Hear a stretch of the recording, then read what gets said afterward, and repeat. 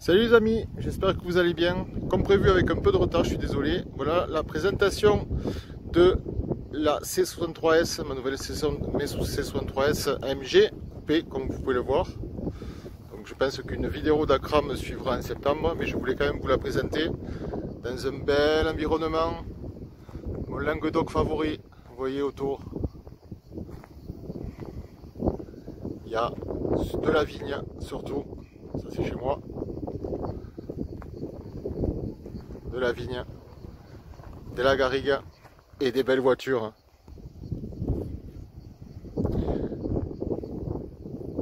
Donc, salut les gars. Donc on va faire une petite présentation tranquille là de la C63. Je vais vous la présenter d'extérieur rapidement, d'intérieur, et surtout je vais vous dire mes retours maintenant là, par rapport à mes petits 3 semaines d'utilisation. Alors c'est une voiture qui est super plaisante, j'espère que vous entendez bien avec le vent. C'est une voiture qui est vraiment super plaisante à conduire tous les jours. En fait, il y a deux voitures en une. Il y a une voiture, vous allez voir, il y a différents modes. Mode confort, sport, sport plus et race. Le mode confort, c'est vraiment une Mercedes. C'est-à-dire que même si les sièges sont les sièges de performance sport qui sont un peu plus raides, n'empêche qu'elle est vraiment cool à conduire. L'amortissement est Mercedes, c'est vraiment piloté. C'est vraiment tranquille, c'est souple. On entend le moteur, mais tranquillement. Ça se roule vraiment bien. Mais quand on la met en sport plus ou en race, là, ça devient complètement différent et c'est une voiture qui se transforme. Ça devient une bête parce que en fait, c'est vraiment particulier, quoi. C'est vraiment une carto qui est différente. Elle se rabaisse, ça devient plus dur sur les amortissements. La direction est beaucoup plus dure et elle fait un bruit surtout de mammouth. J'ai été vraiment étonné par ça, par rapport au 4 litres biturbo. Ça fait vraiment un gros bruit et ça m'a vraiment étonné. Donc je vais vous le faire écouter. Vous allez voir, c'est complètement alors je change de confort à sport plus. La sport, ça, pour moi, ça sert à rien, mais bon, je vous expliquerai. C'est vraiment pas mal, quoi. C'est vraiment une voiture sympa, comme Daily. Voilà, quoi. Si vous pouvez, je vous conseille, c'est vraiment sympa. Donc, on va faire le tour de la bête. Je pense que c'est plus sympa que de voir ma tête. Donc voilà, c'est pas la dernière, c'est la W205, c'est pas la dernière qui est sortie. Donc comme c'est ma première Mercedes, j'ai voulu d'abord tester celle-là. Et je pense que si ça se passe bien, après je la vendrai, je reprendrai le dernier modèle parce que c'est vrai que le pilote, là, la console toute électronique, c'est vraiment sympa.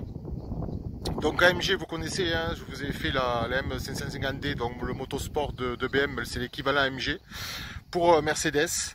AMG qui était une boîte indépendante qui faisait des préparations spécifiques pour Mercedes, et puis progressivement qui a eu du succès et qui est donc devenue une filiale à part entière de Mercedes, une filiale sportive. Donc on voit que les séries M, ben, qu'est-ce qu'ils font? Ils font du body, voilà, un peu du changement au niveau de la carrosserie, au niveau des voitures, tout est différent. Le moteur est fait même par une personne. Tout ça, je vais pas vous le montrer, peut-être que je vais vous le montrer, mais vous savez que quand on ouvre le capot à l'intérieur, le moteur, il y a une petite plaque qui dit made by, ça veut dire fabriqué par, et c'est la personne, l'ingénieur mécanicien qui l'a monté à la main. Donc ça c'est sympa, c'est la petite anecdote, c'est vraiment sympa. Donc là elle est noire, c'est un noir classique, hein, vous voyez, avec les jantes qui sont sympas, que j'aime beaucoup. Les jantes alu comme ça. Ce sont des Michelin en 19. Des Michelin en 19 pouces devant et en 20 pouces derrière. Donc on voit bien les caractéristiques de AMG, hein, avec des ouïes qui sont vraiment tracées devant. Vous voyez, comme on voit ici et comme on voit ici, effectivement. Donc on voit bien les entrées d'air là, à ce niveau-là. Bon, la plaque McLaren, maintenant vous connaissez une voiture, vous savez que j'ai immatricule là-bas pour des raisons de commodité, on va dire. Voilà, je ne dirai pas plus. Si vous voulez des infos, vous savez à qui vous adresser, je suis là pour vous. Donc 6 litres 3, enfin 6 litres 3, C63 MG pour les anciennes hein, qui étaient vraiment des 6 litres 3, 6 litres 2 exactement. Maintenant on est passé sur de 4 litres V8 biturbo. La différence entre un C63 et un C63S se fait effectivement sur un petit carto supplémentaire. Donc il a passé de 470 à 510 chevaux. Donc voilà, ça suffit largement parce que c'est quand même assez lourd, hein, donc il y a du bon potentiel en accélération, mais je trouve qu'en freinage, hein, malgré du gros frein, c'est pas du carbocéramique, hein, mais c'est quand même du très gros frein qu'il y a dessus. On voit ici le sigle AMG en rouge. Il y a quand même, il faut quand même la freiner, quoi. On sent que c'est costaud. Moi j'ai bien aimé la ligne, vous voyez la ligne de la coupée. Hein. J'aime bien cette partie là, comme ça là, qui descend bien là, comme ça. Je trouve ça très joli. Ce petit léger petit béquet là, comme ça. Ça lui donne une ligne très fluide. C'est vraiment très sympa. Je vous montrerai l'intérieur. Hein. J'ai des amis qui sont montés hier avec moi, qui n'étaient pas très grands, mais qui sont passés sans problème derrière. Donc il y a encore de la place derrière. Donc c'est pour ça que je l'ai pris aussi, parce qu'il y a la place derrière. Il y a un coffre qui est vraiment très convenable par rapport aux autres voitures que j'ai eues. Donc voilà la ligne de l'arrière. J'aime bien l'arrière. Vraiment l'arrière, vraiment très joli. Ouais, il est vraiment travaillé. Donc on voit en se baissant comme ça, vraiment. Elle a vraiment de la gueule, quoi. Elle a vraiment de la gueule avec le béquet, avec cette ligne comme ça, là, c'est vraiment joli. Alors ce qui est étonnant, et ça je ne le savais pas du tout, c'est qu'ici vous voyez bien sûr qu'il y a des sorties, 4 sorties pseudo-carrées, et en fait si on regarde bien à l'intérieur, on voit que ce sont vraiment c'est vraiment intégré dans la calandre, c'est complètement factice, et je vais vous montrer ça tout de suite, c'est assez amusant d'ailleurs.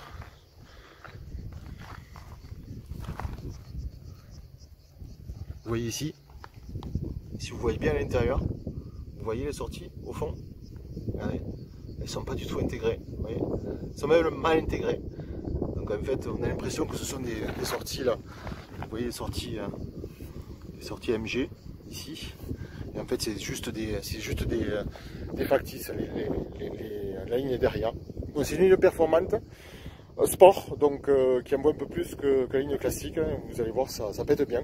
C'est même très étonnant parce que j'ai l'impression que le moteur pète plus et fait plus de bruit que la McLaren, où j'ai mis une ligne de Novitec parce que ça m'embêtait qu'il n'y ait pas de bruit. Et là, très honnêtement, je pensais mettre une ligne au début, mais là, vu comme ça pète, je ne sais pas si je vais le faire en fait, parce que c'est vraiment très étonnant.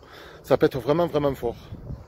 Je ne sais pas si je vous montre le coffre, si ça vous intéresse, je vais vous montrer ça. Voilà. Vous voyez le coffre. Attendez, il y a un avion qui passe. On va laisser passer tranquillement. Voilà. Alors le coffre est très grand et très profond.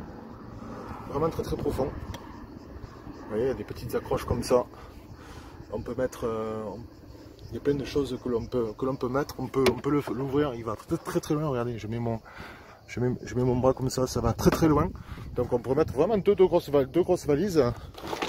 C'est très bien fait. Très efficace comme coffre. On est parti en vacances à 2, à 3, enfin 2,5 sans aucune difficulté. On voit aussi les appendices qui ont été rajoutés. On voit que les flancs ici ont été modifiés. Voilà, c'est beaucoup plus large ici. On voit ici des ouïes aussi qui ont été rajoutés de refroidissement sur les étriers de frein. Donc une très belle voiture. Voilà, j'aime bien la ligne aussi. Regardez la ligne là, c'est super fluide. Elle est trapue, elle est racée, c'est ce qu'il me fallait hein, pour Paris. Voilà, j'ai eu des grosses voitures, c'est chiant parce qu'on rentre pas dans les parkings, on galère partout pour se garer. Au moins ça, c'est compact, c'est racé, c'est bien. Voilà, ça m'a plu. J'aime bien les jantes aussi, les jantes sont bien faites. Ça change des jantes noires, je trouve. Ça fait plus classique, mais on verra après si je fais un covering ou pas, ou si je vais les refaire repeindre, si je fais un tout noir, ou si je fais un tout bleu, ou des choses comme ça, on verra. Voilà, donc on va passer à l'intérieur.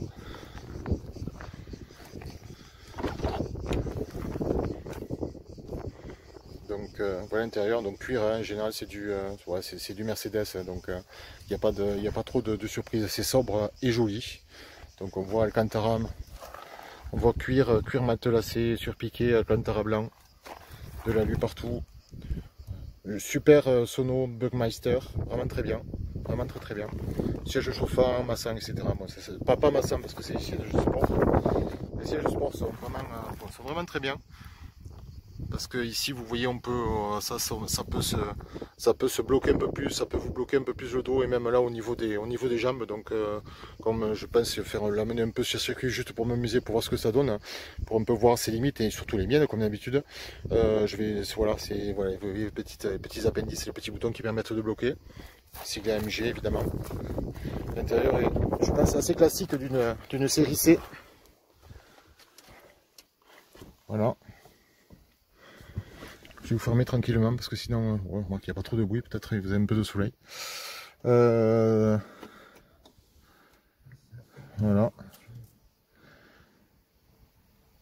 le classique Mercedes, hein, donc le volant classique avec le petit rappel ici du midi. Voilà, les combos avec des fonds carbone. Ce que j'aime bien, c'est l'option ici, comme elle est alu. On peut voir ici aussi que l'alu est blanc, a été travaillé. C'est super beau. L'alu est blanc, excusez-moi. Le carbone, on va voir du carbone blanc comme ça, mat. C'est super beau, je trouve. C'est vraiment bien fait. Voilà. On voit un peu l'Alcantara, cuir partout. Alcantara. Voilà, on rappelle d'Alcantara ici, de l'alu, du surpiquage. Bon, c'est vraiment bien, quoi. On se sent bien, c'est bien fait, c'est sympa. On a un toit ouvrant complet qui s'enlève. Voilà. C'est la classe, quoi. C'est la classe. C'est sobre, ça me plaît bien. Ça me fait comme passer à la McLaren aussi.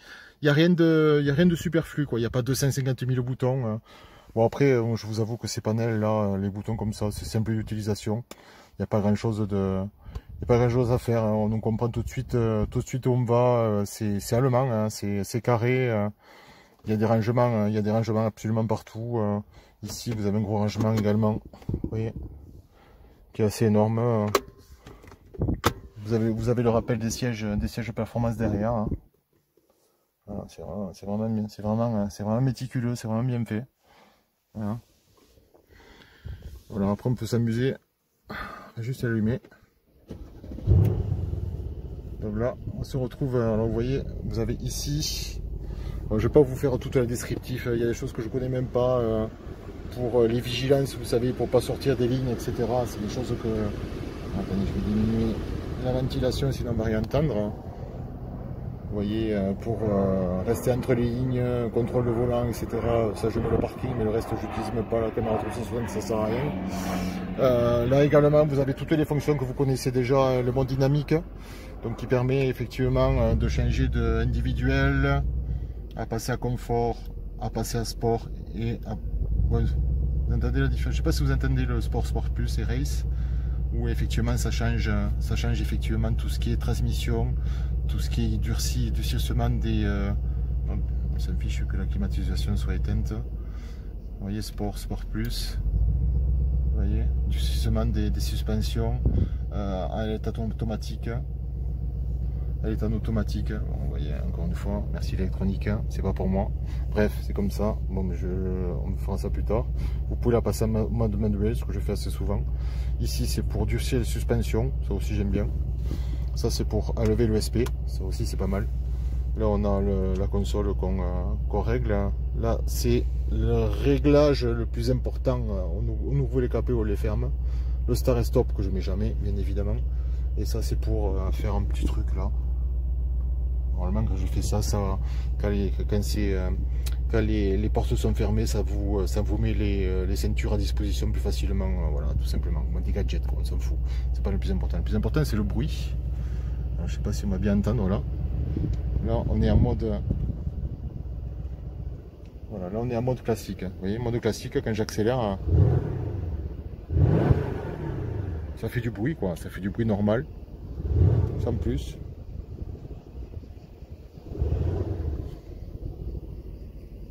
Par contre, quand je la passe, vous voyez, je vais la passer en sport. Moi, le sport, je n'utilise pas parce que c'est pas très intéressant en soi. Mais par contre, je la mets en sport plus. Et là, tout de suite, on sent que le moteur est plus méchant. Vous entendez ça?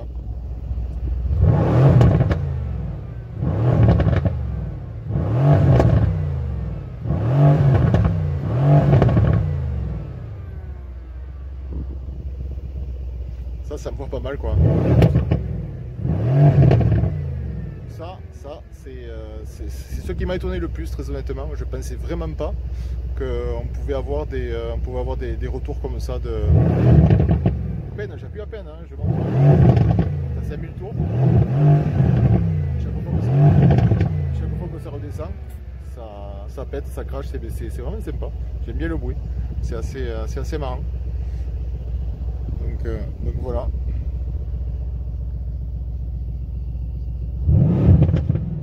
Vous voyez à l'intérieur ce que ça donne. Alors quand on va fermer, je vais vous montrer. Je vais fermer la porte. Voilà, vous voyez, tout se met à cette position. Ici, ça se met aussi à ma disposition pour prendre la ceinture. Voilà. Donc on va se mettre en mode... je me mets en mode normal. Voilà, mode confort. Là, vous voyez, j'accélère. Bruit normal. Je m'énerve. Et là, elle vibre, vous voyez? C'est pas moi qui vibre, hein, c'est vraiment la voiture qui se met à vibrer, quoi, sur les coups d'accélérateur, et on entend vraiment les clapets qui s'ouvrent, c'est vraiment amusant. Donc voilà, donc je vais vous présenter, on va faire un petit tour maintenant. Je vais vous présenter le comportement de la voiture un peu de manière dynamique, un peu plus dynamique. Ici on est tranquille, hein, il n'y a que des petits chemins comme ça. Bon là c'est le chemin de terre, hein. Je suis venu, on est dans la Garrigue, à côté de Pézenas. Voilà, c'est très joli. Donc je vais vous... on va y aller un peu plus dynamique, bon, on va pas y aller fort, on va y aller tranquillement. Et mais je vous ai dit déjà mes impressions, hein, c'est vraiment deux voitures différentes en fonction vraiment si on est en fonction de la façon dont on l'utilise, hein, c'est l'utilisation pépère en confort. Pépère, vous m'entendez, hein, je m'entends, pas pour les vieux, mais comme je suis, mais tranquille, quoi. Ça roule tranquillement, voilà, ça se fait sans souci. Et puis quand on est énervé, on se met à Sport Plus, et là, voilà, ça me voit vraiment plus, quoi. Ça me voit vraiment plus, et ça devient un peu plus méchant. C'est mordant, ça appuie fort, ça freine un peu plus fort, mais le freinage, j'avoue que voilà, quoi, on arrive à ses limites parce que la voiture est un peu plus lourde, donc il faut faire un peu plus attention que par rapport à une McLaren où quand on arrive vite, on tape les freins et là, ça bouge pas, quoi. Là, il faut un peu anticiper quand même, j'avoue. Voilà, après au point de vue, voilà, au point de vue consommation. Qu'est-ce que je pourrais dire? On va dire qu'on va être, autour de 15 litres pour une utilisation classique, comme moi bêtement, où je pousse quand même assez souvent un peu fort. Donc on va être aux alentours de 15 litres, je dirais. Bien sûr qu'on appuie et qu'on fait les cons, on monte à 40 litres, mais comme tout le monde, ça c'est sûr. Le seul problème de cette voiture, c'est qu'un micro réservoir de 60 et des poussières litres, donc c'est une catastrophe, parce qu'en fait on passe sa vie à la pompe, quoi. Donc voilà, on met pas beaucoup, enfin pas beaucoup, je m'entends, hein, c'est toujours, il faut toujours prendre une nuance, c'est ce que je dis. On met quoi? On met 60, 70 euros, 75 euros, et au bout de 350, 400 km, grand maximum, on est obligé de retourner à la pompe. Donc ça c'est le côté un peu embêtant. Voilà, ça pompe assez, mais bon, voilà, ça fait partie aussi du plaisir d'avoir des voitures où on peut s'amuser, même si ça consomme un peu. Voilà, je vous laisse là pour le moment, et je vous retrouve en action dans la voiture. A tout de suite les amis. Ok, donc on va attaquer le mode dynamique. Donc pour commencer, on va se mettre tout simplement en mode confort. C'est pas très intéressant en soi, mais juste pour vous montrer. Voyez, on est en mode confort. Vous voyez,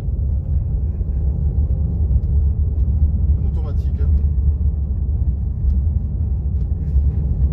C'est vraiment très agréable. Vous voyez, on n'a pas besoin de conduire à deux mains, hein. On conduit tranquillement. Les suspensions sont quand même un peu dures, c'est quand même... Oups là, il y a un petit chien sur la route que je ne vais pas écraser. On est au milieu de la campagne, mais il y a quand même des petits chiens. Il faut faire gaffe. Vous voyez, ça se conduit tout tranquillement, sans trop de bruit. C'est souple.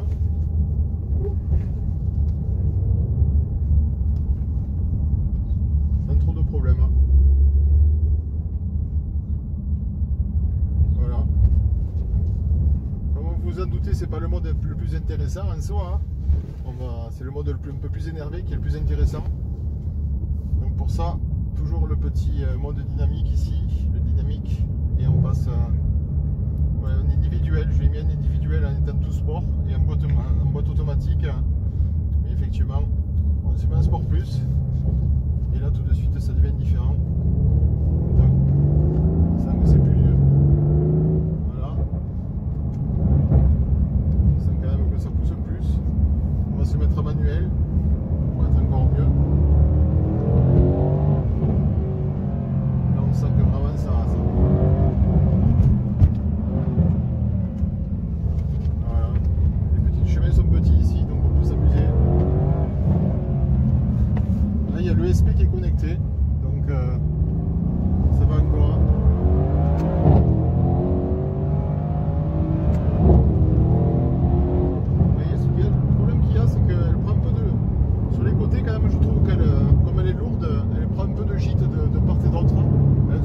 se prendre quand elle part. Ça, le poids de la voiture qui la fait partir à gauche, à droite, quand ça tourne. Après, ça va tout seul. Et le freinage aussi, il faut bien appuyer parce qu'il est un peu. Voilà, la voiture est lourde, ça on le sent bien.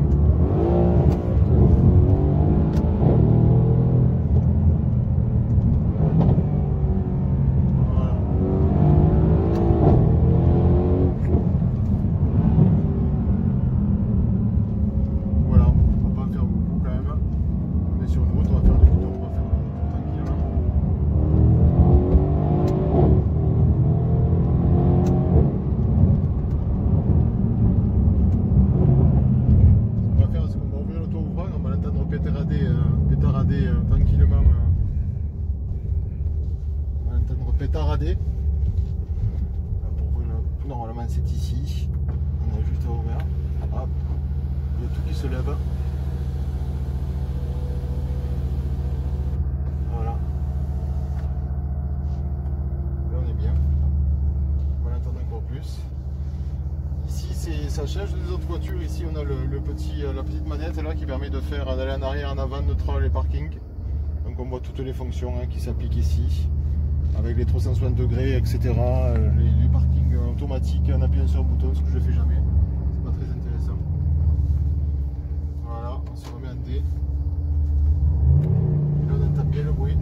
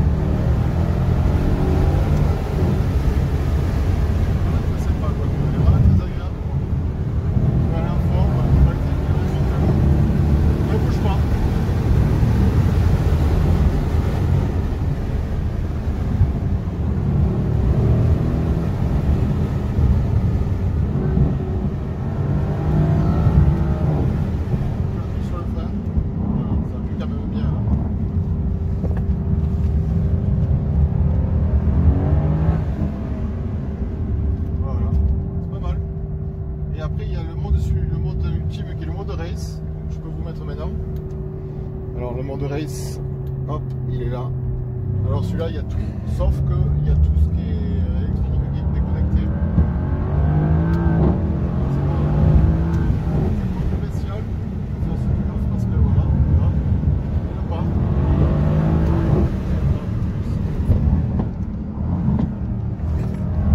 Voilà.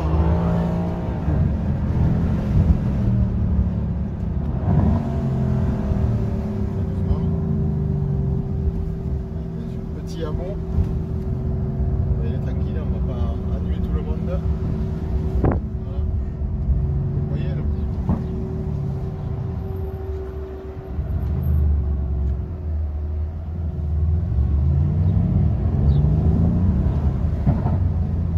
Attendez le petit claquement derrière, c'est assez amusant.